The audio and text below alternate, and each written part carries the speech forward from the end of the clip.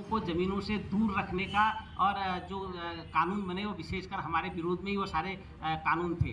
तो मैं जो आज क्योंकि हम बात क्योंकि बहुत इतना बृहद सब्जेक्ट है, इतनी इसमें पेचीदगियाँ हैं कि उसको अगर मैं एक सार्वजनिक मंच पर कहने की कोशिश करूँगा तो न तो लोगों की समझ में आएगा और न हम लोग उसको ढंग से विस्तारित कर पाएंगे। तो इसलिए मैं इसको बहुत शॉर्ट में ऐसे बताना चाहता हूँ कि जो आंकड़े शर्मा जी और हम सब लोग इकट्ठा करते रहे हैं, उसमें जो हमारे पास सबसे बड़ा संकट जो इस समय मुझे उत्तराखंड के अंदर लगता है वो है कृषि योग्य ज़मीनों को बचाने का संकट हमारे सामने सबसे बड़ा संकट है। और वो इसलिए है क्योंकि उत्तराखंड की पूरी ज़मीन का जो रकबा है वो जो 1964 के अगर हम मानकों के आधार पर आज उस ज़मीन के रकबे को तय करते हैं तो पूरे उत्तराखंड का ज़मीन का रकबा है वो लगभग 54 लाख हेक्टेयर ज़मीन हमारे पास है, जिसको हम एक उसका पूरा रकबा मान लिए। उसमें 34 लाख हेक्टेयर ज़मीन हमारे यहाँ फॉरेस्ट के पास ही है।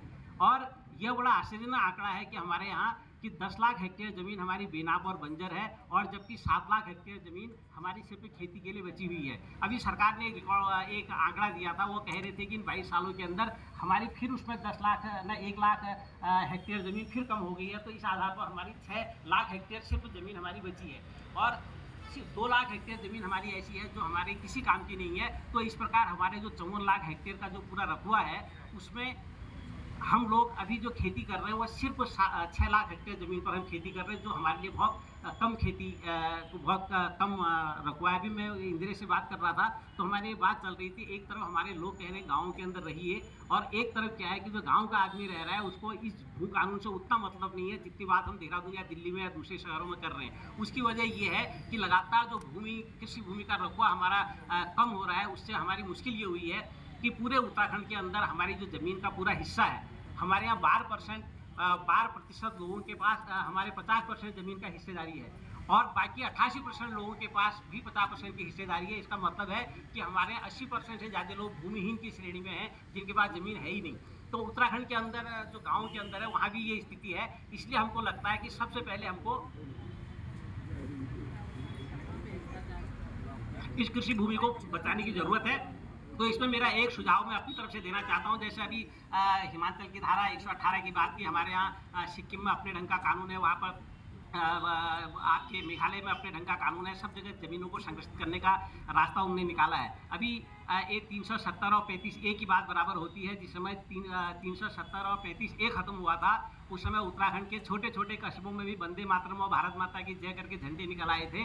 तो उसका उन लोगों ने कश्मीर में उन्होंने कहा कि कश्मीर जो है पूरा मुक्त हो गया, अब तो वहाँ पर हम ज़मीन भी खरीद सकते हैं। और उत्तराखंड के अंदर हम बात कर रहे थे कि हमको ऐसा भू कानून चाहिए कि कोई ज़मीन ही नहीं खरीद सके। तो ये एक बहुत ही विरोधाभास है हमारे विचारधारा में। इसलिए हमको एक बात का समर्थन करना चाहिए कि उत्तराखंड की ज़मीनों को बचने की सबसे पहली शर्त ये है कि हम ऐसे कानूनों को लाएं कि जिससे चाहे बाहर का हो या अंदर का हो, हमारी जो कृषि योग्य ज़मीनें हैं वो बची रहनी चाहिए, ताकि वो हमारे जीविका के काम आ सके, ताकि वो हमारे पलायन को रोक सके। और इस बात को भी हम सब लोगों को समझना बहुत ज़रूरी है कि ज़मीनों का सवाल सिर्फ ज़मीन को लेने का नहीं है।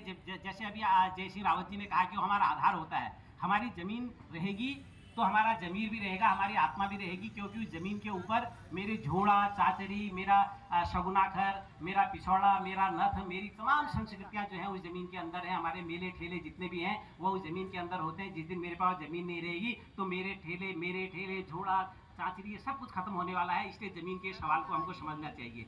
अब जो अगला सवाल है, जो मैं ज़मीन की मेरे पास बहुत सारा हमने बहुत लिखा है इसमें, हमारे भट्ट जी ने, हमारे इंद्रेश भाई ने, जय सिंह रावत जी ने, शर्मा जी ने, हमने बहुत सारा लिखा और बोला इस पर। और उसमें मुझे लगता है कि बार बार बोलने की ज़रूरत नहीं है। हम लोगों ने जो बोला जो लिखा वो पब्लिक डोमेन में भी है और सारे आंकड़े भी लोगों को पता है।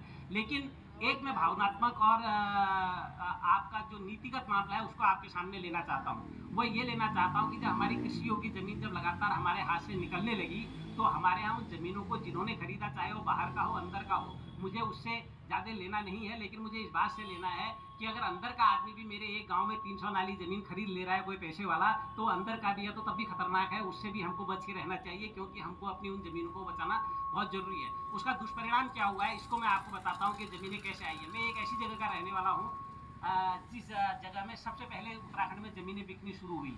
वह जगह है रानीखेत के बगल में मच्छखाली। आप कभी मच्छखाली में जाइए, आपने अंकिता कांड को आज सुना है। अंकिता कांड चूंकि आज सोशल मीडिया वगैरह और हम जागरूक हुए, नए ढंग से चीज़ें आई हैं। मैं 1989 में जब नई नई पत्रकारिता कर रहा था तो एक बहुत बड़ा कांड हुआ था 89 में, वह बहुत लोगों के संज्ञान में नहीं है। वो हुआ था लमगड़ा में, अल्मोड़ा में। तो वहाँ पर एक नंदी नाम की लड़की थी, मैं उसका नाम बदल रहा हूँ, नंदी नाम की एक लड़की थी। तो उसमें मैंने 4 बार स्टोरी की, और पहली स्टोरी मैंने उसको 89 में की थी, और आखिरी स्टोरी मैंने उसकी 2009 में की थी, जब उसने अपने को उसी कोठी के अंदर आग के हवाले कर दिया था। तब मैंने एक स्टोरी लिखी थी कि आखिर नंदी करती भी क्या।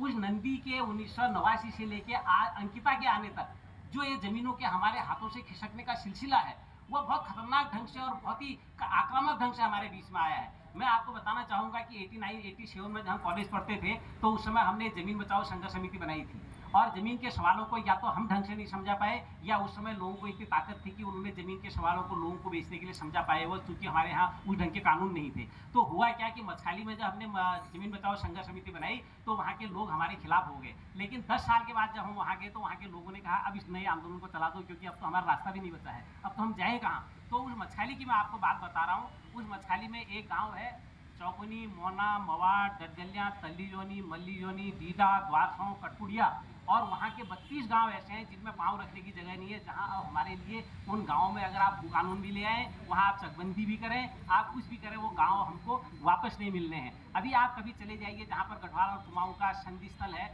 जिसको हम मरचूला कहते हैं। जब मरचूला में एक सड़क जब जाती है कुमाऊँ को आती है, और एक सड़क आती है गढ़वाल में पौड़ी को जोड़ती है, अगर उस पूरे इलाके में आप चले जाएँ, उस पूरे इलाके में जो रिजॉर्ट बने हैं, जो वहाँ पर होटल बने हैं, या वहाँ पर जितने भी निर्माण काम हुए हैं, उसको आप देखेंगे तो आप समझेंगे कि मेरे हाथ से पहाड़ कैसे निकल चुका है, हमारे हाथ से पहाड़ कितनी तेज़ी के साथ निकल चुका है। अभी वो 143 की बात जय सिंह जी कह रहे थे, अभी मैं इंद्रेश से भी उस बात को कह रहा था कि ये सरकारें जो कह रही है कि हम एक बहुत अच्छा भू कानून लाने वाले हैं, वो बहुत अच्छा भू कानून लाने वाले नहीं है, बल्कि वो 143 को भी खत्म कर रहे हैं। जैसे वो कर दिया, मतलब हाँ कर दिया, सॉरी हाँ कर दिया।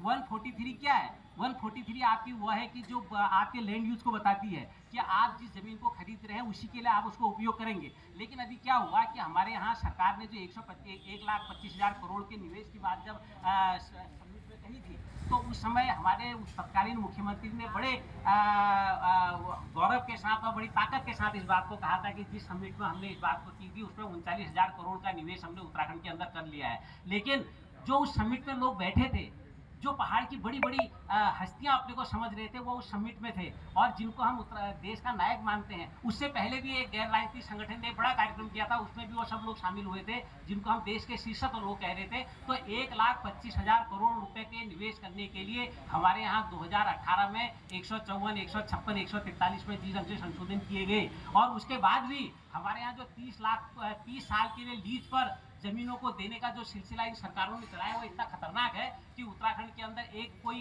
कंपनी है, वो कंपनी यहाँ पर सौर ऊर्जा के बहुत सारे संस्थान लगा रही है पूरे उत्तराखंड के अंदर, और वो सौर ऊर्जा के नाम पर वो गाँव के अंदर आए हैं, और सरकार ने उसी 1,25,000 करोड़ के निवेश में उनको भी दिखाया है, उनके एकमुश्त गाँव के अंदर कहा है कि आप वहाँ पर ये सौर ऊर्जा के प्लांट लगाइए। तो क्योंकि 143 को खत्म करने जा रहे हैं, तो खत्म कर दिया है, तो आने वाले दिनों में अगर उनको लगेगा कि ये प्रोजेक्ट मेरा नहीं चल सकता है, ये व्यवसाय मेरा नहीं चल सकता है, तो वहाँ पर अपना कोई रिजॉर्ट या दूसरी चीज़ भी खोल देगा बिना सरकार से पूछे हुए। तो ये संकट हम सब लोगों के बीच में खड़े हैं। तो ये मैं सिर्फ मछली की बात नहीं कह रहा हूँ, मैं सिर्फ आपको आपके शर्ट या मानीला की बात नहीं कर रहा, मैं धुमाकोट की बात नहीं कर रहा हूँ, बल्कि ये जो पूरा संकट है ये गंगा के पूरे किनारे पर भी है, वो मसूरी के पास भी और संकट हमारे सामने खड़ा है। और आप अगर पूरे इस गंगा और ये अलकनंदा के किनारे किनारे चले जाइए, आप अगर एक एक चीज़ों को इंगित करना शुरू करें तो उसमें हमारा परसेंटेज इतना कम हो गया है जो लोग व्यवसाय कर रहे हैं इन चीज़ों को। तो इसलिए हमको भू कानून को एक नए सिरे से, नए तरीके से समझने की ज़रूरत है, और बार बार इस बात को काउंटर करने की ज़रूरत है, और इस बात को कहने की ज़रूरत है कि हम आने वाले दिनों में एक ऐसा भू कानून चाहते हैं जिसमें उत्तराखंड की ज़मीनों का रखवा और उत्तराखंड की ज़मीनों का सिलसिला बना रहे। जैसे मैं अपनी बात को इस बात के साथ खत्म करना चाहता हूँ कि जैसे मैंने आपसे एक बात कही कि उत्तराखंड एकमात्र ऐसा राज्य है जो विश्व के अंदर सबसे ज़्यादा फॉरेस्ट यहाँ बढ़ा हुआ है, और वो लगातार फॉरेस्ट वो बढ़ रहा है। जो कभी 62% होता था, अब वो आंकड़े अविश्वसनीय हो सकते हैं, लेकिन वो बढ़ उसी तरफ रहा है। तो अब वहाँ पर जो आंकड़ा है वो 72% हमारे यहाँ फॉरेस्ट हो गया। तो हम ये चाहते हैं कि उत्तराखंड की जो रखुआ है जमीन का, उसको बढ़ाने के लिए जो 10 लाख हेक्टेयर हमारी बेनाप और बंजर जमीन है, उसको पैमाइश करके उसमें हमारी ज़मीन में शामिल किया जाए, और जो पूरे देश के अंदर जो आपके पर्यावरणीय मानक भी होता है कि एक राज्य में 33% आपका वन होना चाहिए, तो हमारे यहाँ 46% जो है वो वनाच्छादित क्षेत्र है, लेकिन हमारे पास 72% जो है वो खेती या वो फॉरेस्ट के पास जमीन है। हमें चाहते हैं कि अगर आप 46% भी आप अपना वनाच्छादित क्षेत्र माने, तो बाकी जमीनों को भी एक पैमाइश के अंदर ला के हमको जमीन की बंटवारे की तरफ हम सब लोगों को बढ़ना चाहिए। हो सकता है कि लोगों को ये अतिरेक लगे, हो सकता है लोगों को ये कठिन लगे, लेकिन जिस दिन कोई राजनीतिक इच्छा शक्ति के साथ इन कामों को किया जाएगा, तो मुझे लगता है कि निश्चित रूप से हम सब लोग इस भू कानून के लिए और बेहतरी से बात कर सकते हैं। सरकार का क्या फैसला है उस पर और लोग भी बात करेंगे, लेकिन मेरा इतना कहना है कि अगर पूरे हिमालय को बचाना है, पूरे उत्तराखंड को बचाना है, तो हमारे जल जंगल जमीन के सवाल बहुत महत्वपूर्ण है। और विशेषकर उत्तराखंड की ये जमीन के बिकने का जो सिलसिला है, इसको रोकना है। उसको बाहर वाला खरीदे या अंदर वाला खरीदे, हम किसी और अंकिता के कांडों का इंतजार नहीं कर सकते, क्योंकि पर्यटन किसी दुनिया में पर्यटन अपने ढंग से बढ़ता है, लेकिन हमारे यहाँ कोई पर्यटन नीति नहीं है आपकी, और आप ऐसी चीज़ों को आगे बढ़ा रहे हैं। तो मुझे लगता है कि जब भी हम इस चर्चा को आगे बढ़ाएंगे, तो हम इन बातों को जरूर ध्यान रखेंगे कि अंग्रेजों से लेके आज तक जिस ढंग से जमीनों के सवाल पर हमको हाशिए में रखा गया है, अब आने वाले दिनों में इन सारी चीज़ों को नहीं किया जाए। तो मैं जो भी हमारा प्रस्ताव होगा हम लिख के भी इसमें देंगे। बहुत सारी चीज़ें हैं, उसको यहाँ हम विधान सभा को देंगे भी, और मुझे उम्मीद है कि हम सब लोग यहाँ से किसी बढ़िया प्रस्ताव को सरकार को भेजेंगे। और इसी शब्दों के साथ ही आपने मेरी बात को सुना। जय हिंद, जय भारत, जय।